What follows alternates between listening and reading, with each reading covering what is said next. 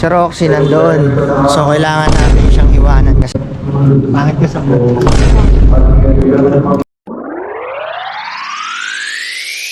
Hi mga kaons, kamusta kayo? So, ngayong araw, na pala, pupunta kami ngayon sa Antipolo Church. Sama ko yung asawa ko, pakita ko sa inyo siya mamaya kasi nag-a-inspire. Let's go, ride safe, bayan na ulit.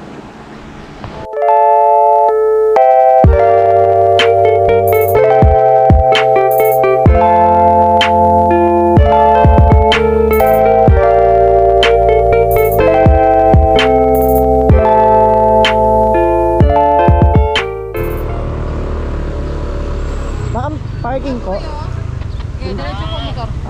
Thank you.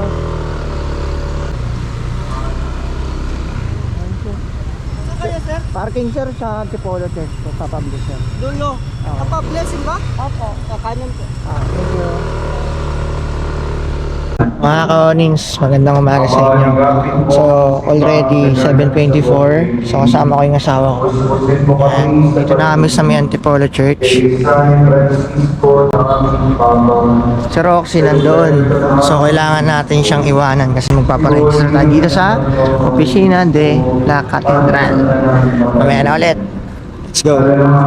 At ayun na nga mga ka-onings. Finally, nakarating na rin kami dito sa Antipolo Cathedral. Siyempre mga ka-onings, bilang isang rider na kagaya ko, ito yung isa sa pinakamasayang part. Yung tipo na pupunta ka dito para magpabilis ng motor o kahit ano pa yan. Share ko lang sa inyo mga ka-onings na yung pagpupunta sa lugar na to, isa ito sa pinaka dinadarayo nung kahit anong lugar pa man yan pinupuntahan kasi ito daw yung pinaka nagbibigay ng safetyness sa mga motorista, bikers, at kung ano-ano pa. May mga sasakyan din mga ka-onings. So balik tayo. Pumasok na pala kami dyan para atis iparehistro.